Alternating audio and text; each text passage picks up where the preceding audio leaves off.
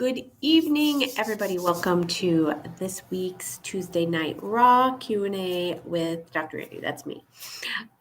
It looks like I'm live, and as people hop on, if they could let me know if they can hear me.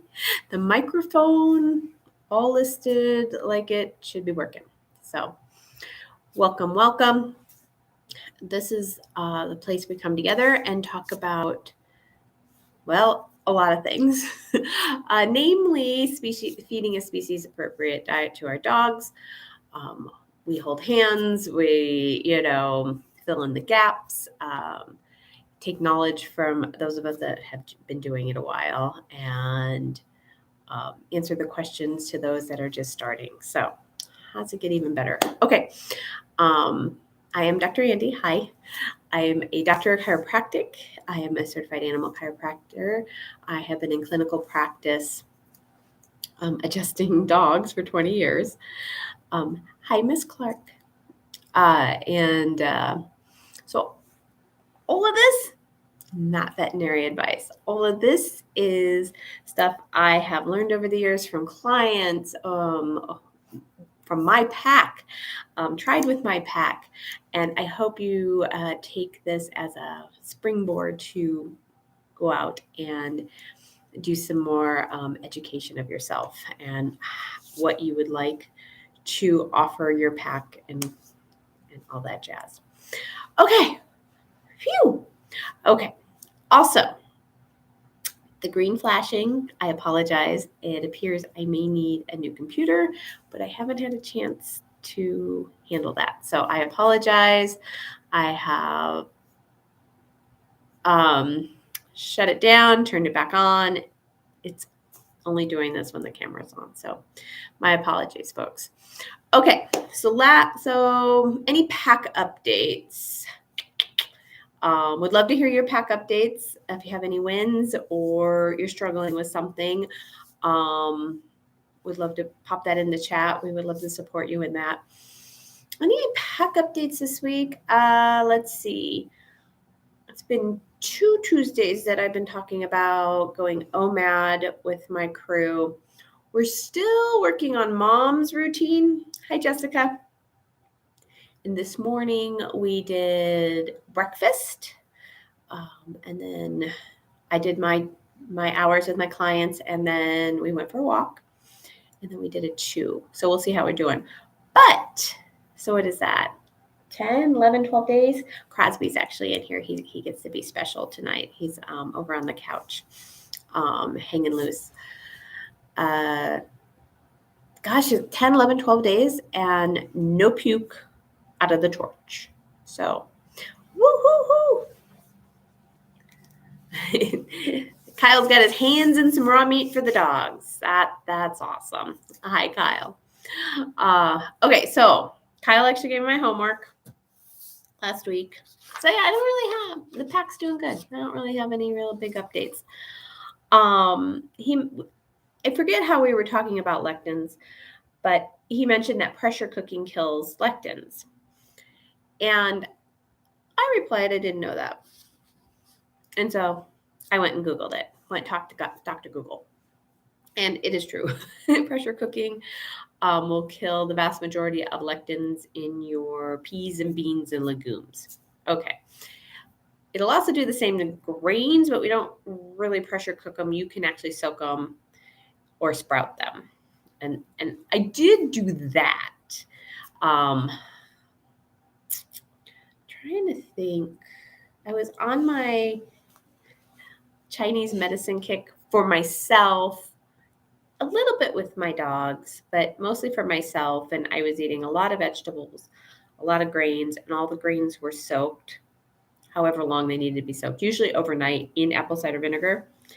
And I actually really liked, sometimes I drained the water off, sometimes I didn't, but that little tang of the apple cider vinegar. But it had something to do with the phytic acid and reducing the number of antinutrients in the grains.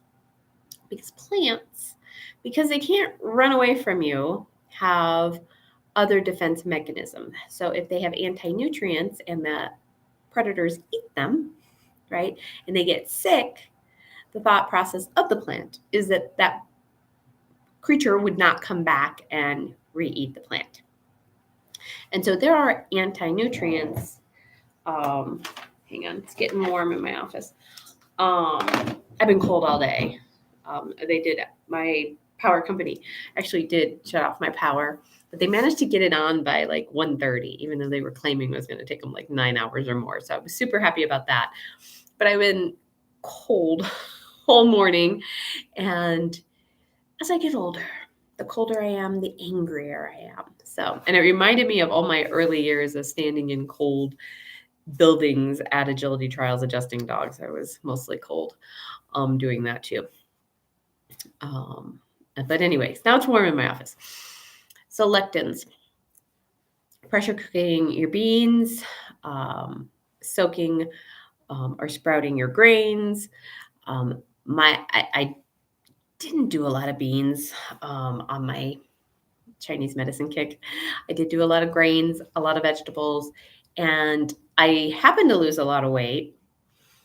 I looked terrible. I never felt great. My guts were just not happy the whole time. So I have since moved away from that, but I am familiar with the soaking. So and you can do that. I looked it up. Yeah, you can even do your Instapot. That pressure cooking in moisture will impact the lectins in your beans. Let's see. Here we go. What's a lectin, right? Like, what are you talking about, Andi? And then I'm going to swing this around. Foods high in lectins. Beans, peas, soybeans, lentils, other legumes. What is a lectin? I have tabs open everywhere. Lectins are, yeah, they're found in, I know. Okay. Oh, where are they? Where's my definition? I had my definition. All right. Hang on. We're going to go to dogs naturally because I did look that up for dogs.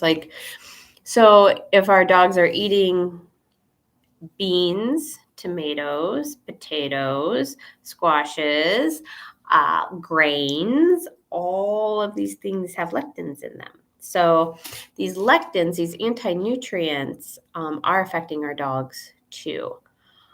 Here they are. Lectins are plant proteins, and they can be toxic. We just talked about they are the plant's defense mechanisms, right? They can't escape predators. Okay, we covered that. Good. So lectins are sticky proteins that bind to carbohydrates. That means lectins make carbohydrates clump together. And when your dog eats food with lectins, they look for the sugars and starches in the body and grab onto them.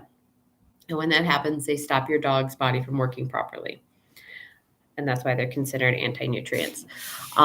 They basically interfere with the digestive enzymes. They block the absorption of other nutrients like vitamins and minerals.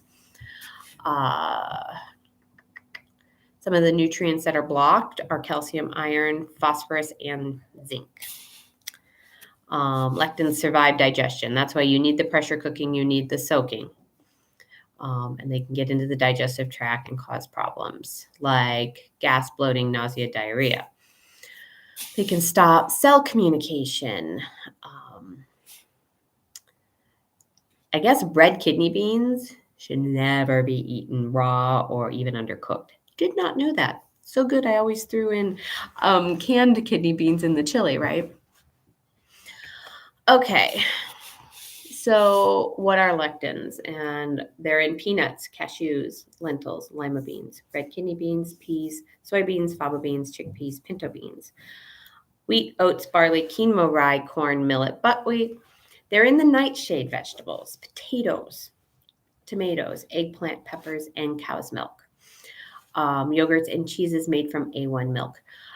That means that they're not in goat's milk. So when we talk about recommending goat's milk for the dogs, it's I think it's an A2 milk in goat's milk and goat cheeses. And if you use goat products, they're super high in medium chain triglycerides, MCT. So they actually promote the liver to form ketones. So if you have a dog, a seizure dog, or any kind of brain thing going on with your dog, goat cheese, goat's milk would be excellent to add into their diet. Now, dogs naturally has squashes, pumpkin, butternut, acorn, zucchini as lectin safe. But if you go back to Dr. Gundry's website, he does not. He is not a fan of squashes at all. So let me see what else. What other tabs I have? We covered that. Covered legumes, vegetable oils. Vegetable oils from high lectin are made from high lectin beans and seeds. So oil and sunflower oil are all potent sources of lectins. So toxic seed oils just got worse. How's it getting better than that? You could go as far as mentioning conventionally raised meat because they eat grain and corn, which is full of lectins, and then it ends up in the meat. Quinoa and corn, peanuts and cashews. Another reason to avoid peanut butter, right? I'm always on you, like, get rid of the peanut butter, no more peanut butter, stop eating peanut butter. And maybe that little bit of peanut butter that you're sticking the pill in is aggravating your dog's digestive system. And you are, this was also on Dr. Gundry's website, you are better off eating the white grains, right? I don't know if you've seen this, but you're better off choosing the white rice versus the brown rice. You want a really high quality white bread than going a whole wheat bread if you want to avoid these lectins. I've been ordering white rice at Chipotle for years because of this. So, and I talked about using white rice in the bland diet in my email this week. So I don't know if you took a gander at that, but you are better off if you're going to go with the bland diet using white rice, if you must use the rice. We talked about soaking overnight, break down the phytic acid. So it's not binding to all the minerals, and you can actually absorb some of the minerals that are in the grains. Okay, so let me check. How are we doing over here? There and everything. Yes, that's pretty much bottom line, right? And there are actually supplements. I think you could. There's lectin defense. I have a lectin product that I carry in my purse if I do happen to eat out, which is not very often. So this got me thinking more.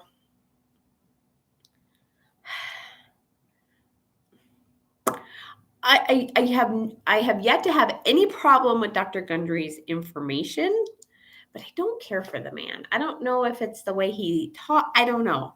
There's just, maybe he's just too commercial. Like, even trying to get through his website and listen to his podcast, there's too many commercials, too much stuff that way. I don't know. I think the information's good. He's not my go-to. How about that? He's not my go-to. Yeah, his information. Yeah, I've listened to some of his podcasts, and his book might be interesting. I might want to go through that, see what he's got. I'm always finding tidbits everywhere. He's very dry. Ooh, that too. Okay, so lectins got me thinking. Okay, about the years and years of conversation about grain-free versus grain-full kibble. So these grain-free foods, what do they use instead of the grains? A lot more beans, a lot more potatoes. So are these foods higher in lectins?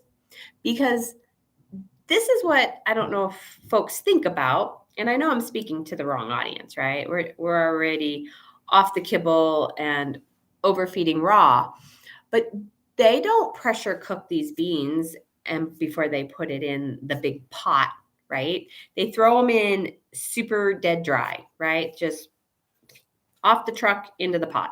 I don't know exactly how it works, but that's what's in my head. And so I'm like, well, would extrusion eliminate the lectins because of the temperature? And here, here. So that's extrusion. At what temperature are lectins eliminated? And the foods, they are destroyed at a certain temperature. Lectins in grains are destroyed at 180 degrees Celsius. Celsius? No, that's not right. Potatoes are destroyed at 160 degrees and legumes at 130 degrees. But they talk about it's 70 degrees Celsius. Yeah. Anyway, Google is wrong. It's amazing. But they were talking about how the moist heat is the kicker with the legumes. And so this dry heat may not do it, but the extrusion process that uses heat and very high pressure, no hot water, is at 2 to 250 degrees. But the pressure creates steam and an intense burst of heat. So is it possible that some of the lectins are being killed? Possible, right? But let's go back to some of the other newer kibbles on the market that are just baked. They're not baked at those high levels. Like there's a kibble that I believe Honest Kitchen makes, and it's clusters and it's baked and it's using all of their oats that they like to use in their dehydrated raw. And I generally pull people off of that, and generally we have a lot of stomach issues with it. It may be baked, it's not extruded, it's and that extrusion may or may not kill the lectins, but it's killing all of the other nutrients. It's like it's just dead. It's just the heat's too high, and that's why they respray it. But these baked kibbles that are out there, and there's other ones, I'm not necessarily picking on Honest Kitchen, but let's just think about it. If they're not heated high and they're full of oats and they're full, I don't know if there's potatoes in there. I don't know what the ingredients are. They may have more vitamins and minerals, but they're going to have a lot more lectins that you won't be able to use the vitamins and minerals. So, like Dee Dee says, friends don't let friends feed kibbles. So if they're feeding something like that, which is really expensive and high end, you might want to go, hey, look at this. So yeah, cooking, especially with wet high heat methods, boiling, stewing, soaking, can inactivate most lectins, which is not the extrusion process. So just a little bit of a thought process on that when it comes to that. Us feeding a raw meat species appropriate diet generally don't have to worry about that.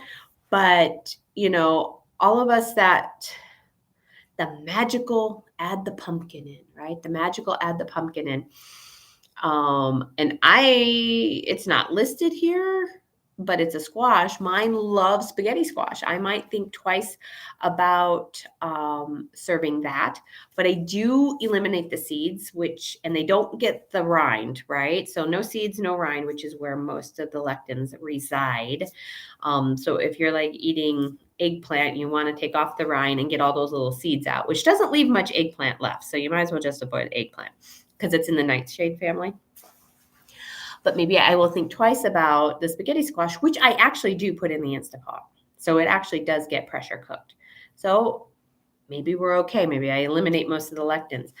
Maybe I use one of my lectin blocking products because my little 15-year-old, he loves spaghetti squash. He knows when I'm cooking it. It's weird. It has no smell, right? I guess, so is pumpkin safe lectin food? I don't know. According to Dogs Naturally, they say yes. I didn't specifically look on Dr. Gundry's website.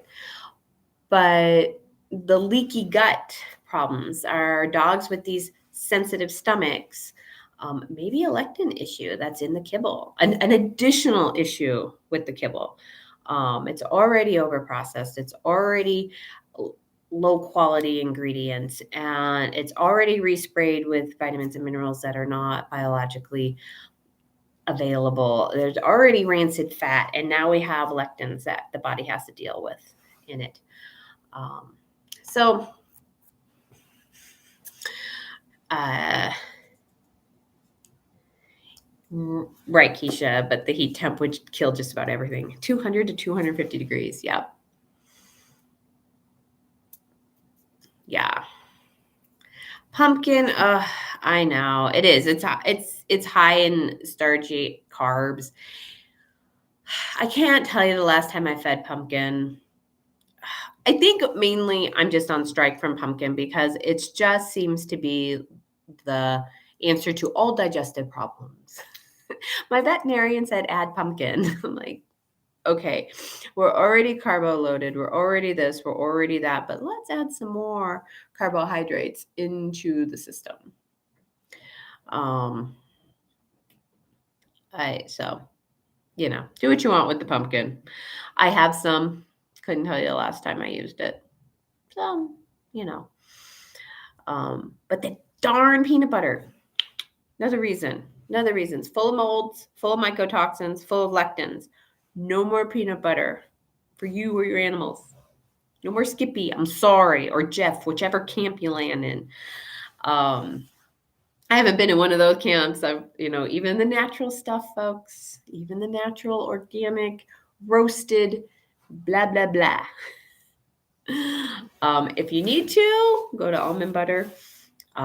Looks like cashew butter is horrible in lectins. Cashew is actually a legume and is really rough on, yeah, it's a bean, right? It's legumes. Yeah, peanut is not a nut. So you can go with almonds if you must, but I know there's problems with almonds too, and I don't remember what they are off the top of my head. But cashews are also a legume, which is interesting because I was using one of the alternative barbecue sauces out there that was out of avocado oil and cashew, and my stomach was not happy with me. And I think I had 2 tablespoons, and I hadn't had it in months. Yes, cream cheese. Oh yes, pills and cream cheese. Oh my God, they love it. We do cream cheese around here. You can do Brunnschlager. Some of those have onion powder in them, so you want to not use it or very minimally use it or read the ingredients. But yeah, we do cream cheese around here. Cream cheese is great. Whole fat. Yes, we can go back to, I just said cow's milk has the A1 in it, and it does have some lectins, but it's nothing like the peanut butter. Nothing. And we do want something that smushes around and is kind of easy for them to slurp down. I don't have too much. Mine are not too picky about taking their stuff every once in a while, but not too bad. What else is everybody's favorites that they've figured out? Don't buy the pill pockets unless you absolutely have to. If you absolutely have to get a pill on something, they are junk food. And they're designed that way, right? We've got to get these pills in the dogs, but people run to them. They hand them out like candy, like they use them as treats. I've heard of like vet clinics in the area. That's what they hand out as treats in the clinic. So greenie pill pockets, and this is a chicken flavor. We've got chicken, glycerin, wheat flour, wheat gluten, vegetable oil, dried corn syrup, natural flavor, vinegar, sodium bisulfate, natural hickory smoke flavored, mixed tocopherols and citric acid, and rosemary extract. So whatever vegetable oil they can find, which God only knows, and whatever natural flavoring, and then sugar, right? Corn syrup. And then there's the weeds. But my friends, let's avoid that. I know. Once you know, you can't unknow. I would love to unknow. Believe me. Sometimes sometimes I can even hide the pills in their raw meat. I just make a little meatball. It's like the same food in their bowl, but I've got such good eaters that sometimes I can just do that too. Just kind of depends. All right. Well, that's I'd like to think I went above and beyond the call of duty when it came to lectins. Thank you for bringing that up last week, Kyle. Appreciate it.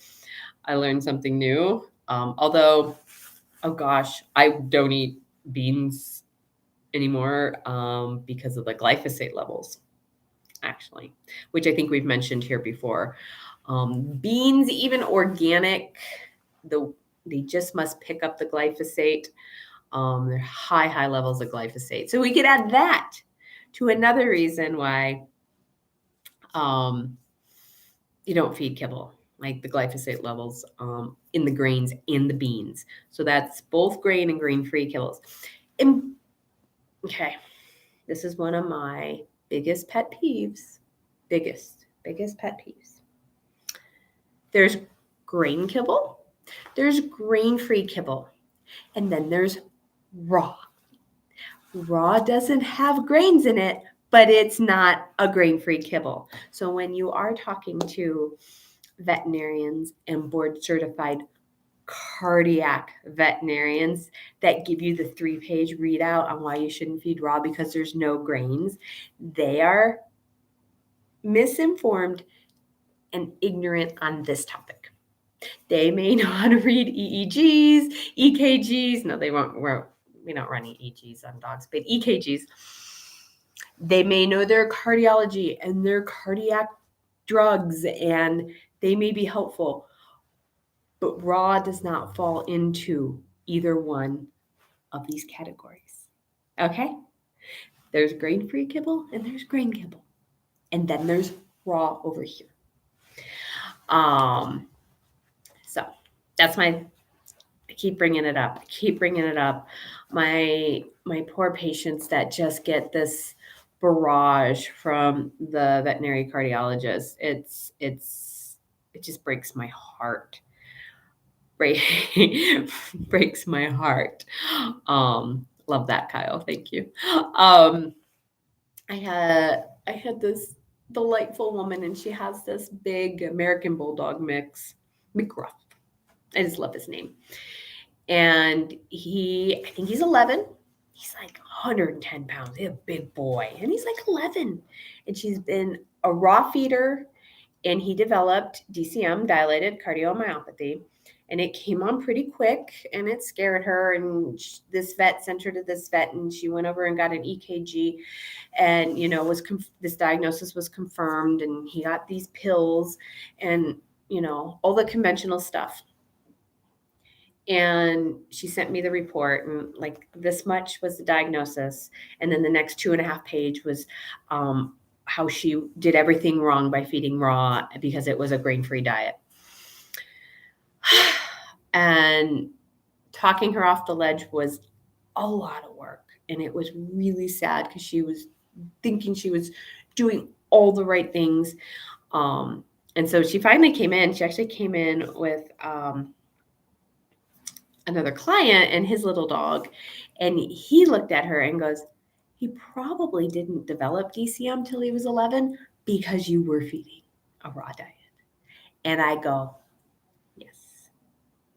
That dog probably had a genetic propensity, and maybe it would have shown up at 8 if he didn't have all of this wonderful nutrition under his belt, right? But nobody looks at it that way. Yeah.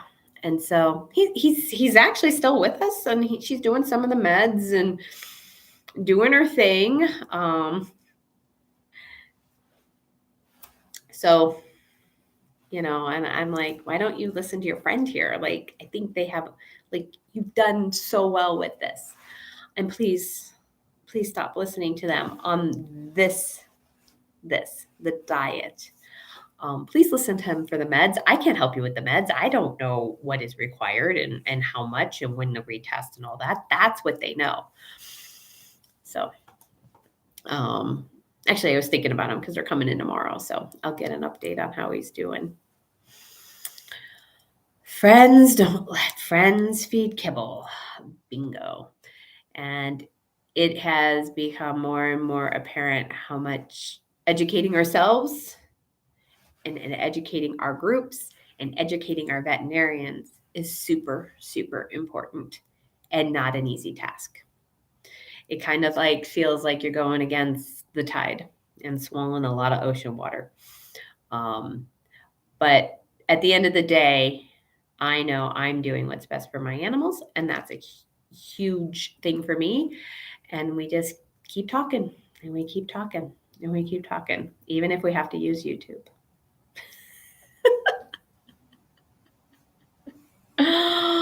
Any questions out there? What's going on, folks? I mean, that's all I brought. Yeah, I got to do my taxes this weekend. That's also on my notes, but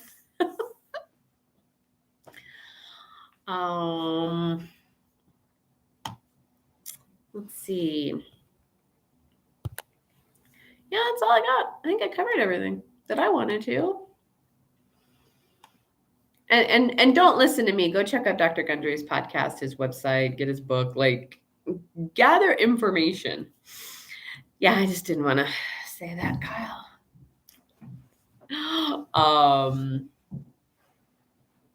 And I watched my language on this last podcast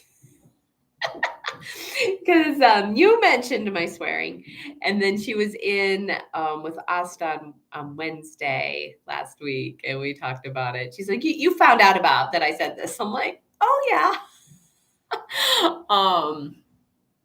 I guess it's more to do with the podcast platform and their family rating. So I watched my language. See? I still think Neely wins. I'm sorry, but we'll let it go for right now.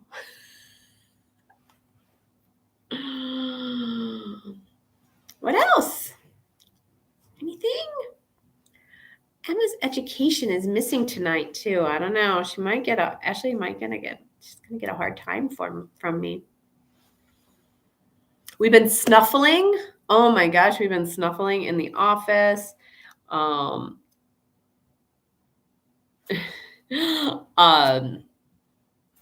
you, Kyle. We've been snuffling with clients in the office, been snuffling with my own dogs. Anybody out there snuffling? Okay. I have not snuffled with my cats. Ashley's like, you snuffle with the cats. I'm like, my cats don't like treats. I have the strangest cats, okay? And I am a Nazi when it comes to them. A Nazi. They have not gotten an ounce of carbohydrates.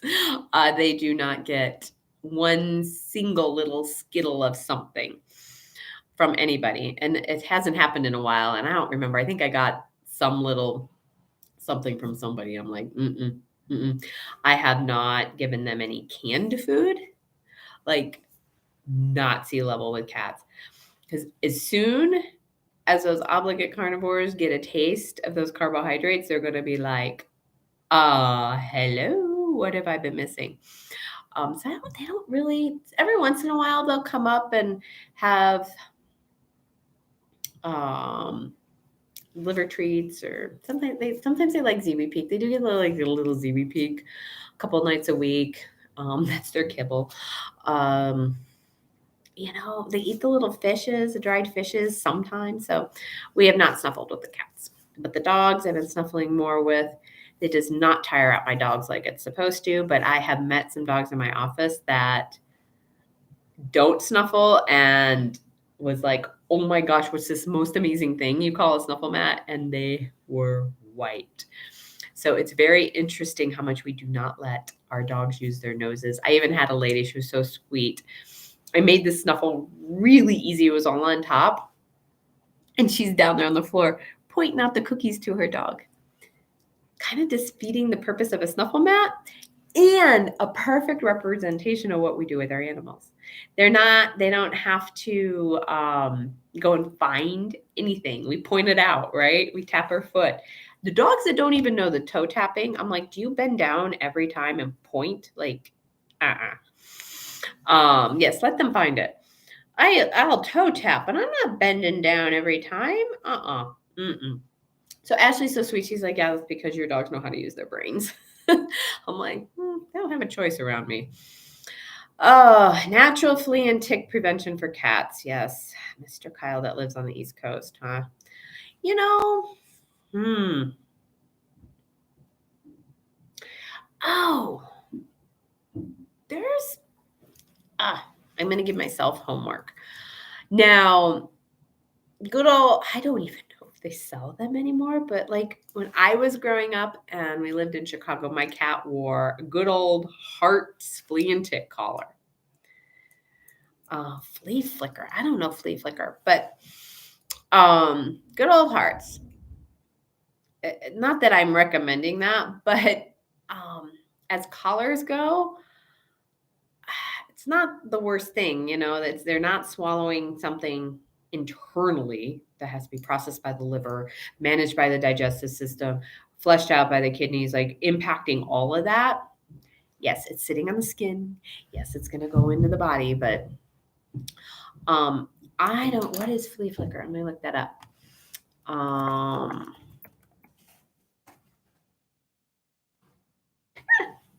It's also a free fantasy baseball league. Okay. Oh yes, I don't. That's from the Aroma Dog. What are they? Yeah, I'm not. I know Dee Dee carries them, and I see them. I can't say that I just go to my own essential oils. I don't put anything on my cats because they don't go outside. So you do want to make sure it's highly dilute for kitties. Because kitties' liver processes everything different. I have not had any problems with my cats and using Young Living essential oils. Oh, it was not a recommendation, but Hearts in the grocery aisle used to make a flea and tick color. Like that's what was on my cat. Years ago, years and years and years ago when we lived in Chicago. And I actually had a client, this poor guy he's passed, but he had a terrible, terrible coat. And he was so plagued by lice, canine lice, that she did use just the plain old crummy old Hearts flea and tick collar. He did well with it.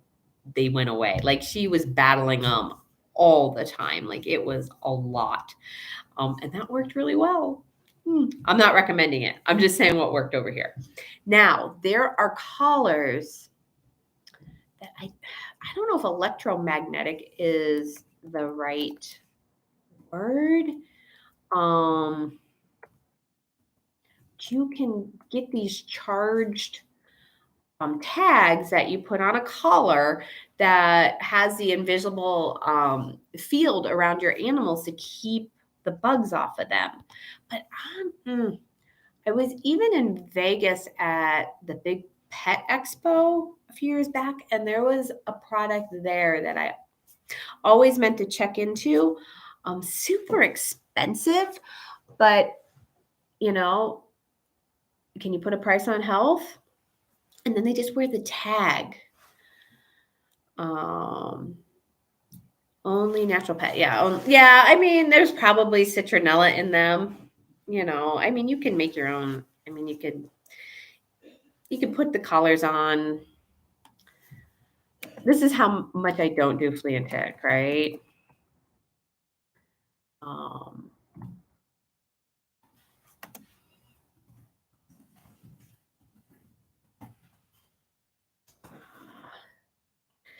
It's amazing how little I do. And part of that is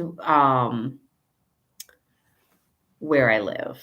I mean, it's different all across the country. And if I traveled with them, that would be different too. But we don't. We stay here, and I'm up in altitude, and I'm literally like 10 degrees cooler than Denver is. And so we just don't have the bugs up here. Let's see. I'm pulling it up. Flea and tick collar, only natural pet.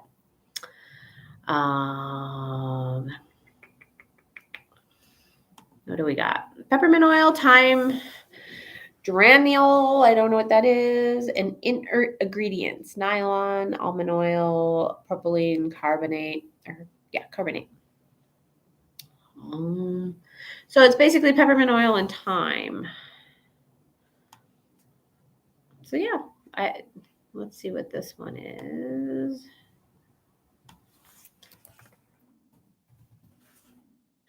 So for the dogs, they can definitely keep it's a monoterpenoid and an alcohol. It's the primary component of citronella oil. There you go. And the primary component of rose oil. There you go. So, and if it's working for you, that looks like a great option. There's that Durana oil. I'm saying it wrong, I'm sure. If you're going out in a heavy bug-filled area, I would also bring a spray and spray them down continuously. Yeah. Okay, they have a tag too.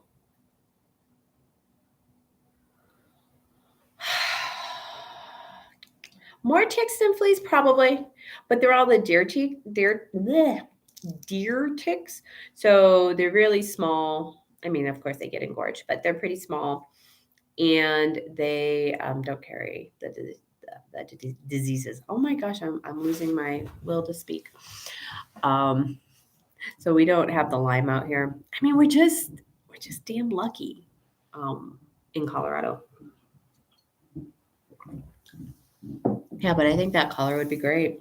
Yeah, and then if you're going into an area, I would spray and spray and spray and try and keep them off of them. Right? Keep them off, keep them off, keep them off.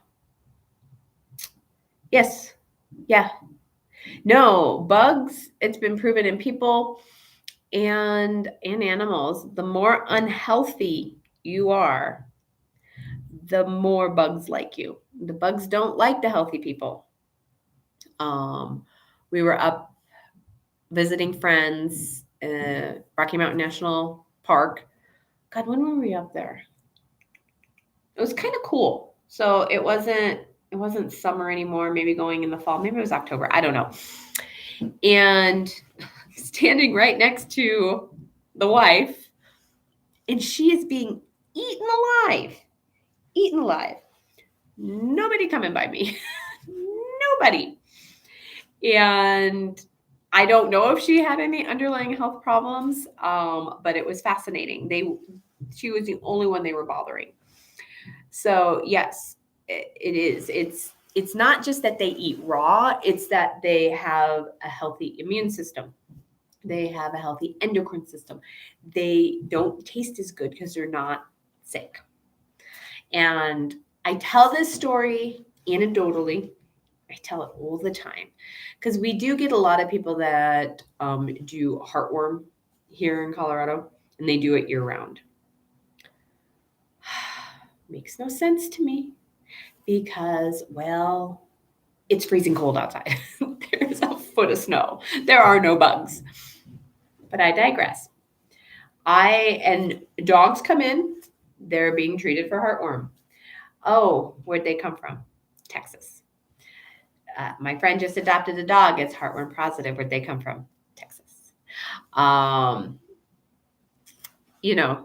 and so, they came from Texas. They came from Louisiana. All these dogs. I have met 2 dogs in my 20 years here in Colorado. What I call organically got heartworm here in the state of Colorado.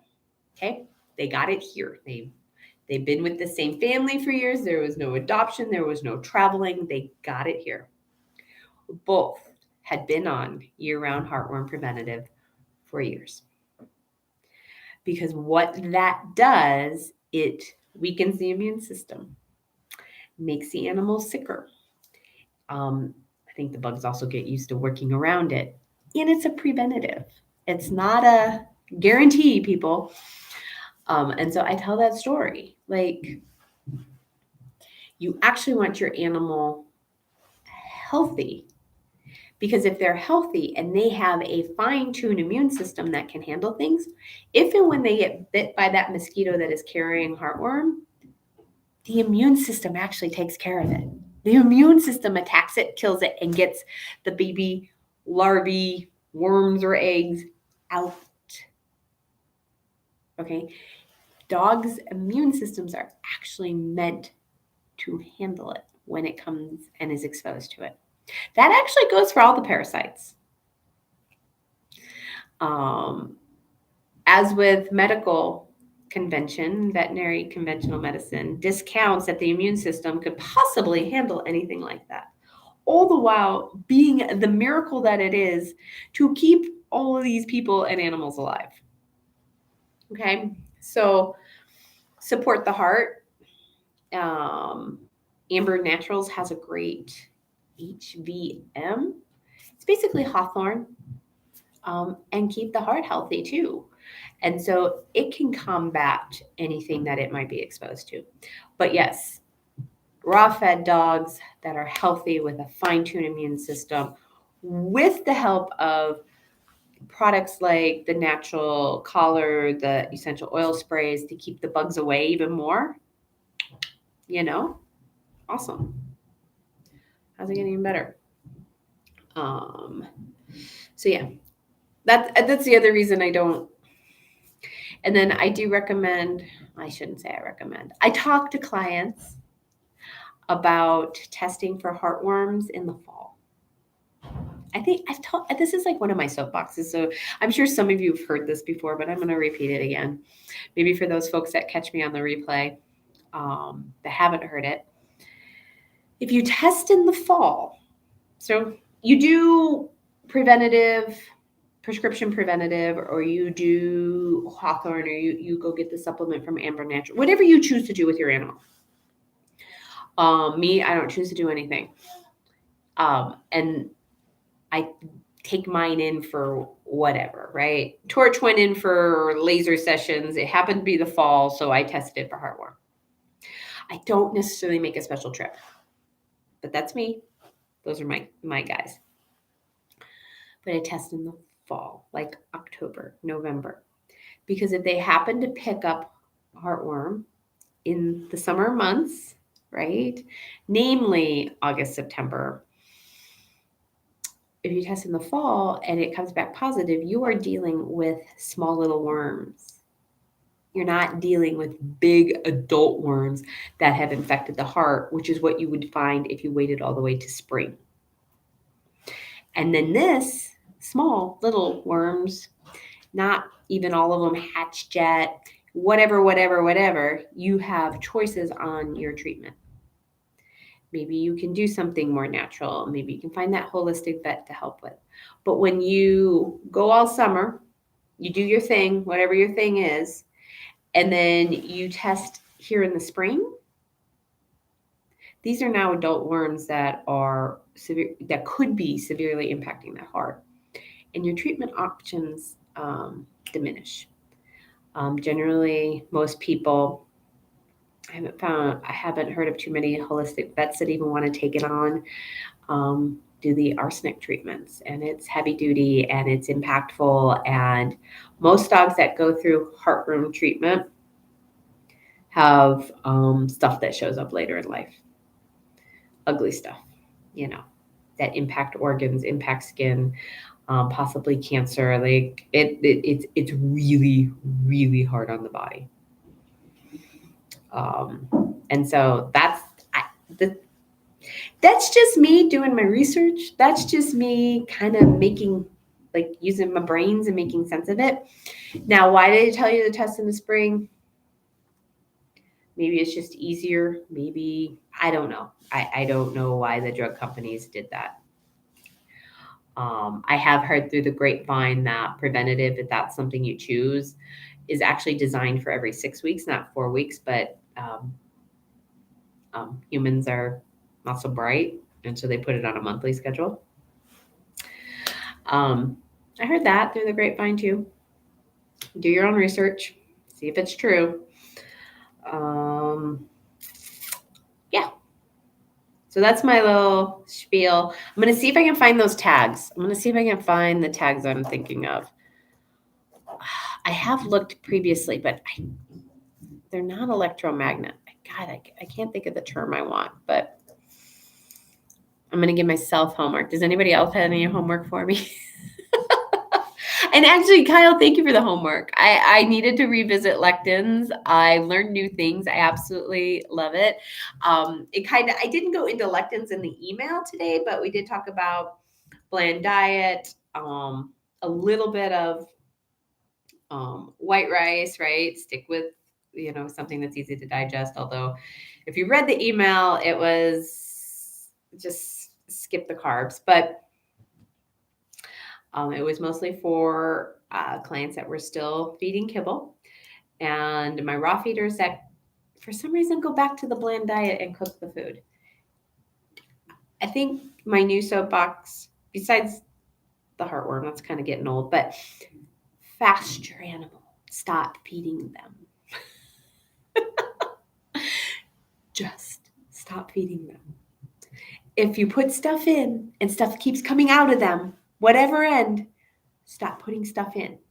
And evaluate if you need to see your vet or not. Like, what else is going on? Are they not acting themselves? Are they pale in the gums? Are they, breathing funny? Are they, drooling? Like, evaluate, but stop putting stuff in it. Yeah. So skip a meal. It's okay. Yes, your dog would say it's not. Absolutely. And yes, you have to sit there with them looking at you. You'll live. I'm pretty hardcore keto, and I like one of these doctors that she's an MD, and she's really into teaching the intricacies of it. It's fascinating. And I'm reading her book, and something about, stop. She was actually really funny. Yeah, this was the section. She was talking about no snacks. Like, she's like, put on your mom panties and tell your kids no snacks. 3 square meals, that's it. And she's like, look at what the school days are built like, right? They do breakfast, and then there's a mid-morning snack, and then they do lunch, and then there's the mid-afternoon snack, and then they go home, and then they have a snack before dinner, and then they have the bedtime snack. So that glucose never gets a chance to go down. And that elevated glucose is damaging metabolism and the digestive system. Okay. She was talking about kids. And so she's like, stop snacking. Like, just stop snacking. Don't let them snack. And that goes for your pets too. Like, cut the carbohydrates, cut the snacking. It goes for your pets too. So she's just like, oh, I love her. I don't know, exactly what she was referring to, except I think she was referring to like the carbohydrate laden kibbles. So I was like, oh, all right, my friends. So that's my last little side note on that. But yeah.